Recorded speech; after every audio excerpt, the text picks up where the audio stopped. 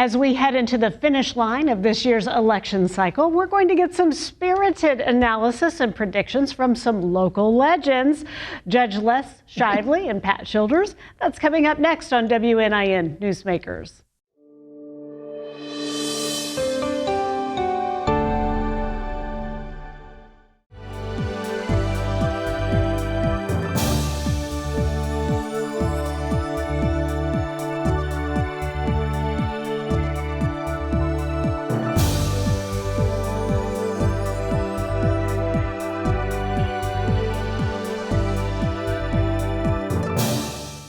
Well, known for expressing their opposing viewpoints with respectful banter, Judge Les Shively and Pat Childers have entertained and informed with their political conversations for, yes, decades.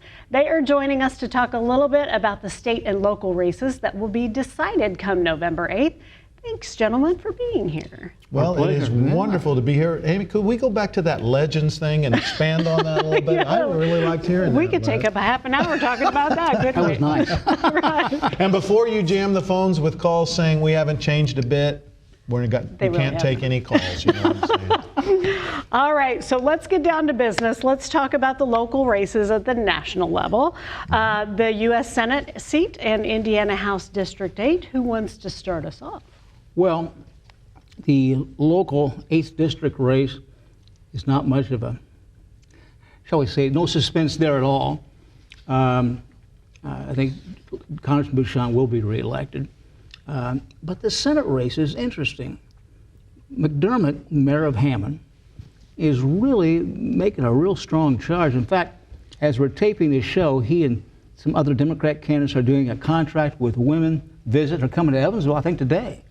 And there was one poll that showed over the weekend that there was only 2 points between Young and McDermott. So that's going to be an interesting race. It will be, and it's at the top of the ticket. I don't think it'll have a lot of coattails because Young doesn't have as commanding a lead as you would think.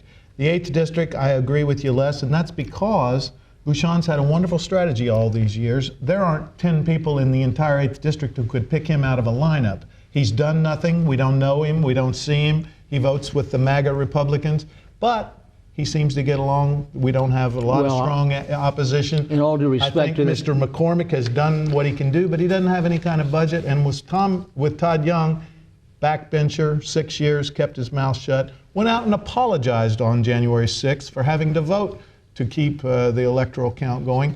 But he'll be reelected. As strong as we've tried to make this vote on Dobbs applicable, I think he survives. They both win. Well, they both win, and both have been excellent representatives.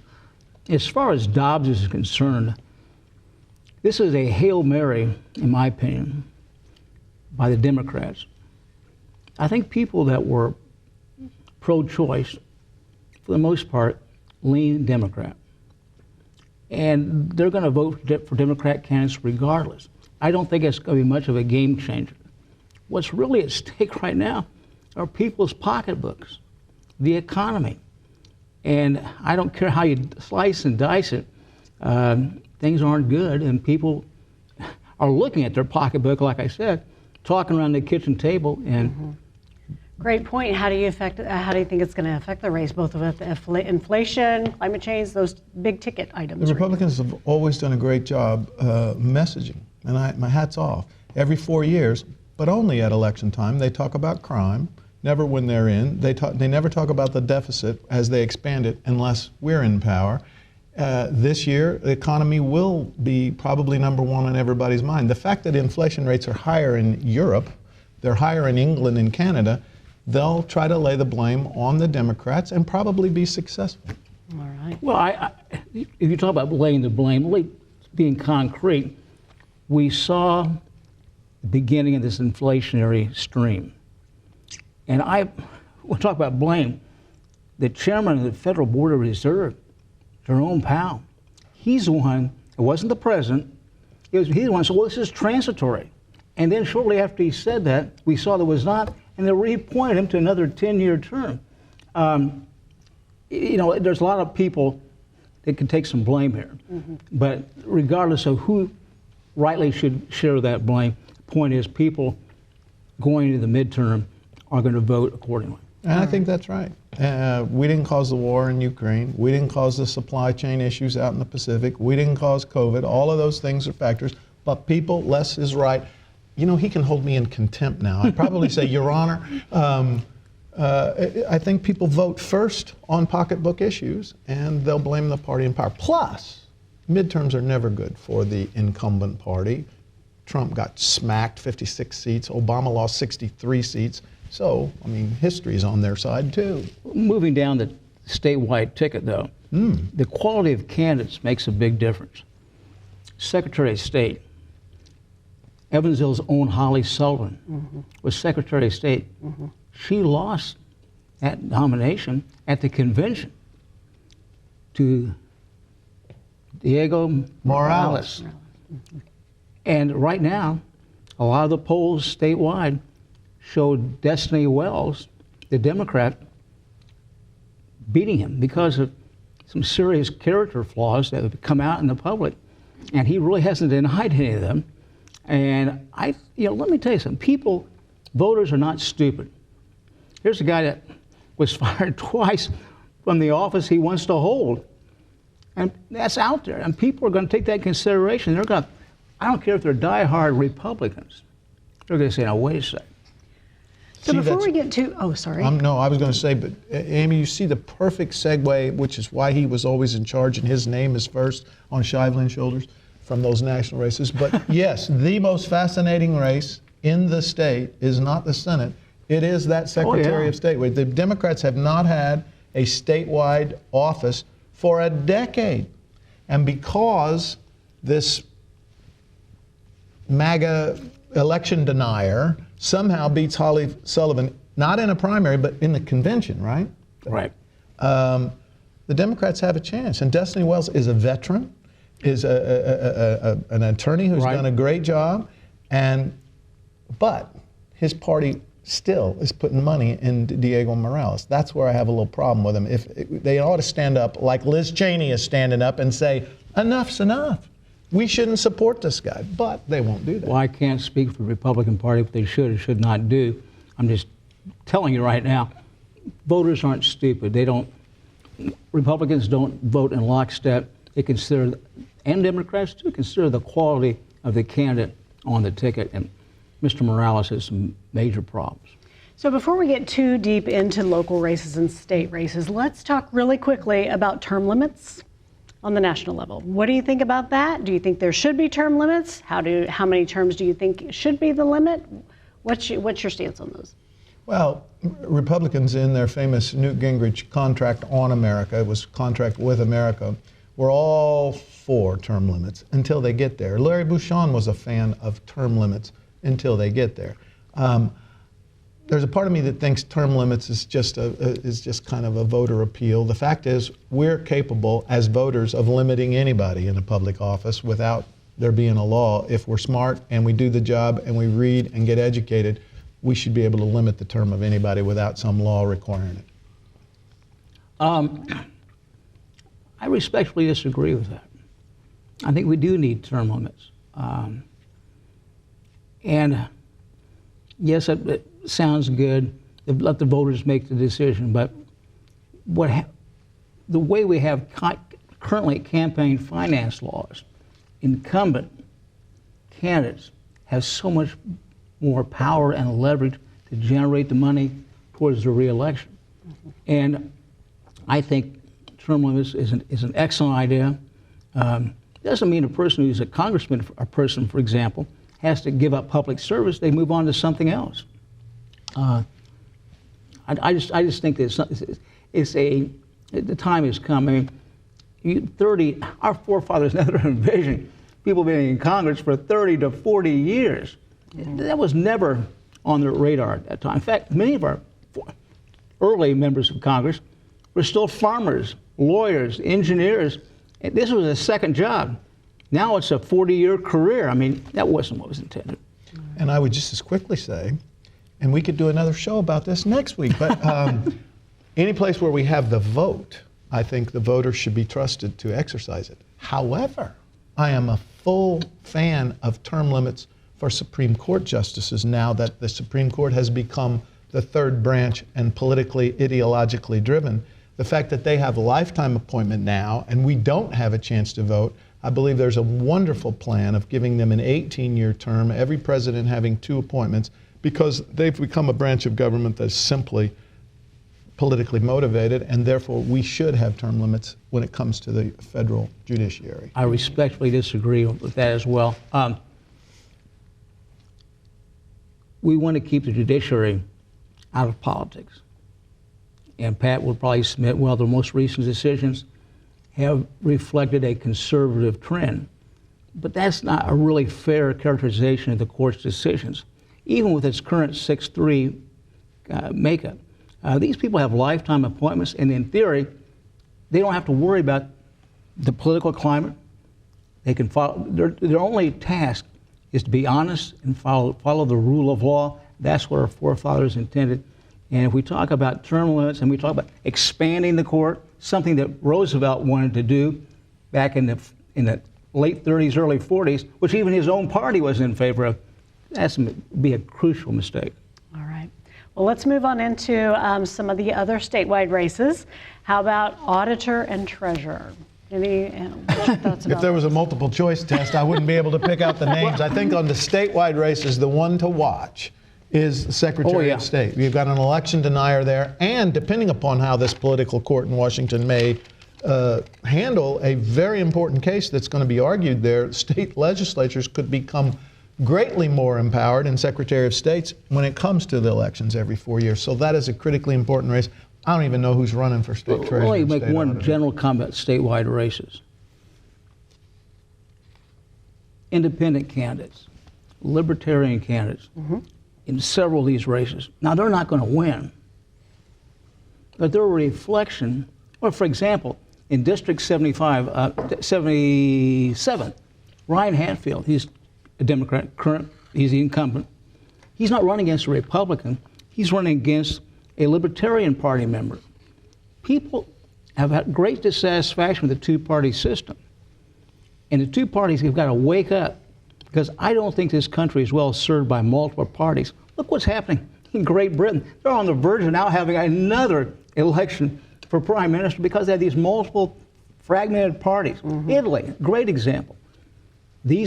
One of these days, these independent candidates, libertarian candidates, are get some money behind them, and they're going to start upsetting the system. And I truly believe that two-party system is the glue that's kept this democracy together. If both parties don't wake up and realize that, we're going to have some real problems. We may see it in Utah this very year. You have an independent who's pulled within the margin of error against Mike Lee, the Republican. So he makes a good point every now and then. And this, unlike Bernie Sanders, who said he would caucus, he's a socialist, said he would caucus with the Democrats. This candidate says, I'm not going to caucus with anybody. That's not good. The system doesn't work in that fashion. So, just to oversimplify it, is it just about pocketbooks? Is it only about who can raise the most money to get their name out the most? Certainly at the national level it is, and that's because the political Supreme Court in Citizens United struck down McCain-Feingold, and now we have unlimited dirty and dark money going into our politics. And yes, it is certainly. Do you know, I saw dirty and dark money, which both parties take full advantage of. The Georgia Senate race this year, total spending is more than Gore and Bush spent in the presidential race for a Senate seat in Georgia. And by the way, yes, unlimited voter money. turnout in Georgia, early voters, setting records. Unbelievable. So in the political climate, we've talked some about what some say are maybe some extremist views. How do you feel like we become, before we get into more of these races, how do you feel like we become better educated voters, that we're, again, not kind of privy to groupthink and just confirmation bias? How can we start to crack that nut a little bit? Well, there's many ways. There's not just one answer.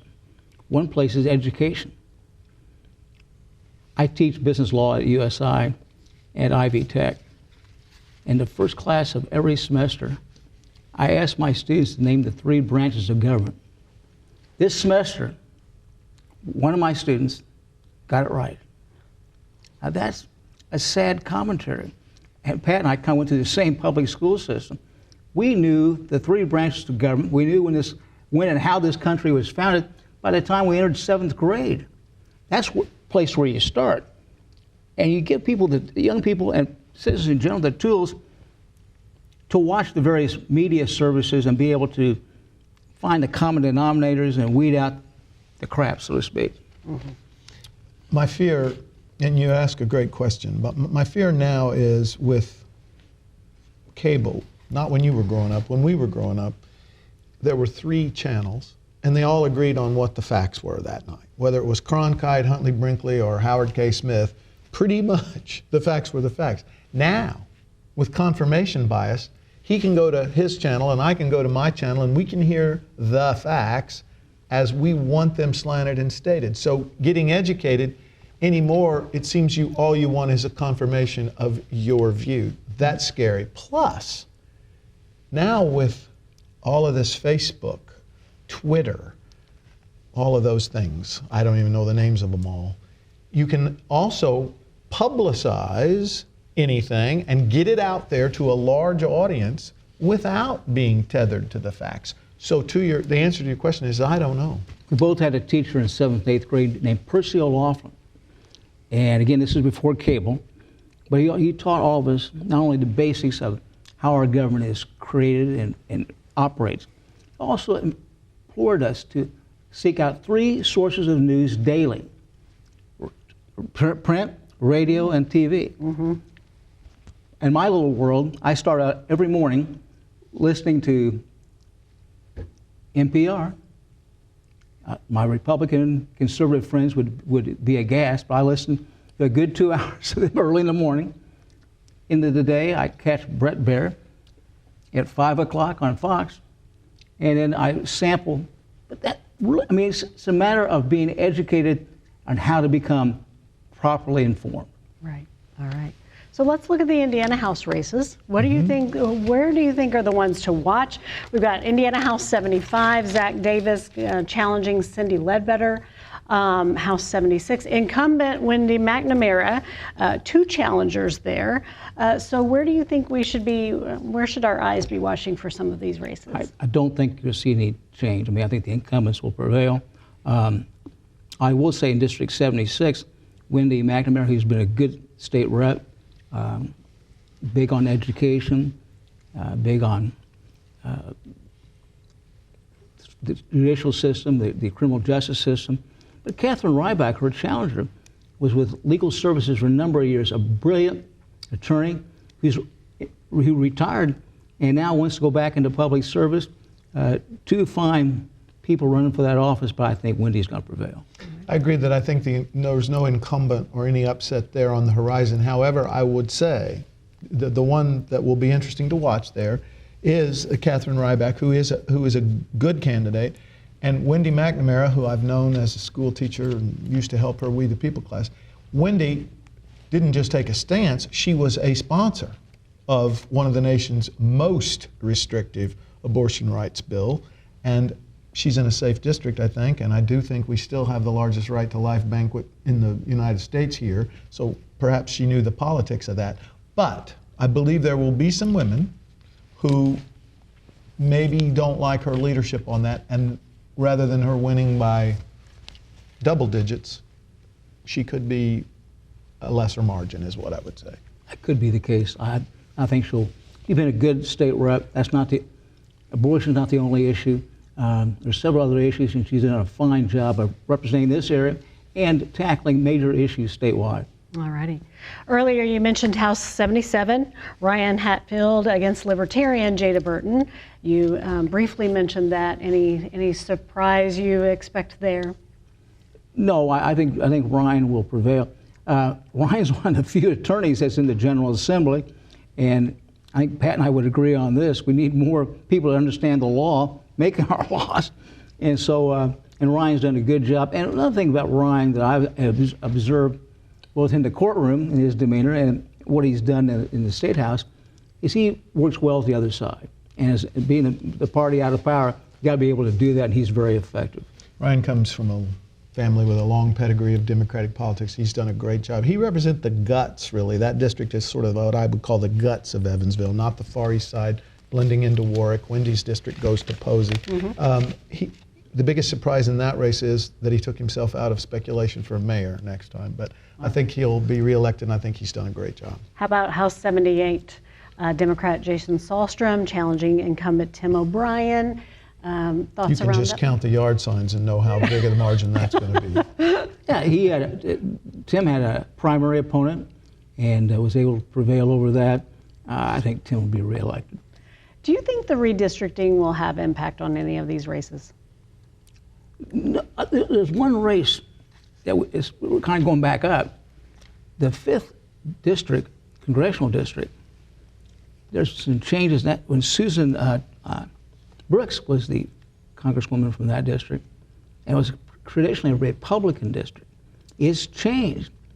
And Victoria Sparks has a Democrat opponent, and they're within the margin of error. And I think that's once again driven by the abortion question. But what I would tell you is that district's changed. The Republican Party has used vote suppression and gerrymandering to try to keep the old conservative, generally white male in office, while the demographics and the population of this country have changed. You can read study after study where Democrats not only have to get more votes, but they have to get them by a larger percentage to just tread water. So, and I think the biggest point of that is one of the congressional districts is now in play that was always an absolute cinch for the Democrats. Is it up there number 1 or number 2? Right. And so they've used their power and they've played the long game. They've captured state houses, they've gerrymandered, they've passed voter restriction laws, and it's worked for Well, the them. new districts are constitutional, they meet the law, and again, the point of every election is for the party, the respective parties, to get their message out and convince the voters. And the voters are a lot smarter than people give them credit for. And we're going to see it in this election. All right, let's get hyper-local. Let's talk about Vanderburgh County. Big race, sheriff. Where do you think that one's going to go? You know, I think that is won by Noah Robinson. A tough primary battle there with Ashworth. He survived that. There's kind of been a, Hall of Presidents there, whether it's going Ellsworth and Eric Williams, and although the one they wanted in the primary didn't win. I think Noah has healed what rift there was, and based upon what I'm seeing, I believe he wins that race. And I believe the margin there is bigger than the prosecutor race, which is the one that interests me. We have 2 fine candidates in that race. But what's very interesting is we start with Brad Ellsworth, to Eric Williams, to Dave Wedding. Common thread, they all went to college together, they all worked together on the force, and they had a line of succession very well thought out. And Jason Ashworth would have been there too. You know what happened though? His mentor, Sheriff Wedding, changed parties. That was what changed the dynamics in that particular, and basically we are where we are because what happened in the Democratic primary, I think because of that. Now, Sheriff Wedding had the right to do that, but it's very hard to convince, you're now a declared Republican. It's like back in the days when I was partisan, if I would have gone out and said, support this Democrat, people would say, what's he talking about? I think that really played a big role. All right.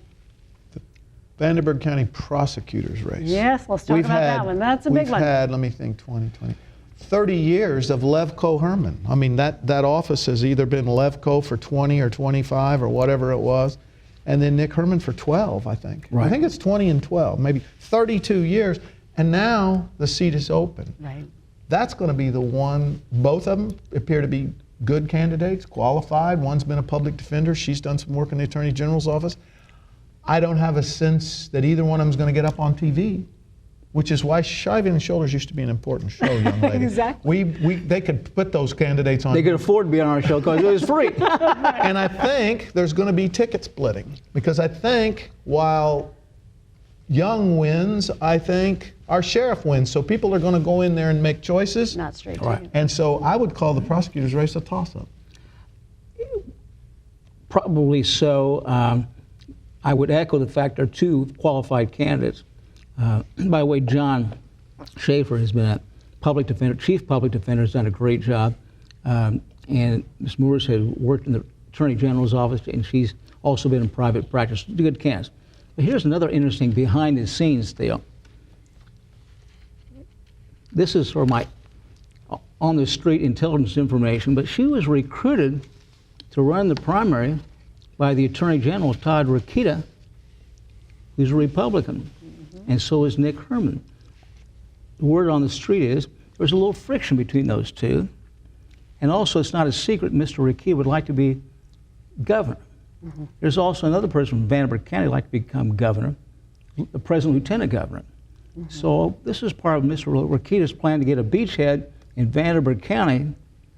And I think if you look behind the candidate, he's a qualified candidate, but I think it's pretty strong information that she was recruited by the Attorney Well, General. she shouldn't wear that on her sleeve since Todd Rokita is a national embarrassment. I wouldn't want, if I was her, to have that tie, but that's information that I wasn't aware of. Well, you don't which see makes signs- me stronger in the Schaefer You don't see signs that says Diana is supported by Todd. You don't see signs like it. I think you're right on that. So do you think it sent a message that Herman lost in the primary?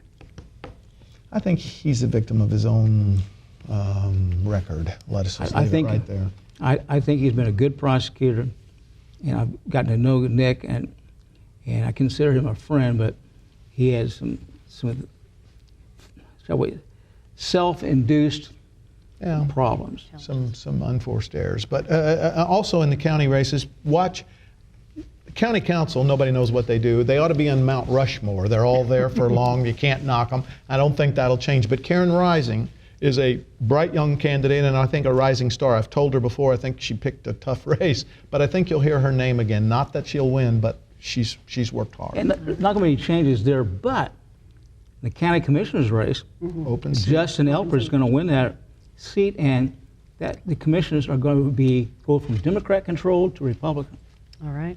Any other local races we should take a look at? Assessor, auditor, anything that any surprises you kind of think might sneak in there? Bill Flutie's been in that job before Indiana was a state, I think.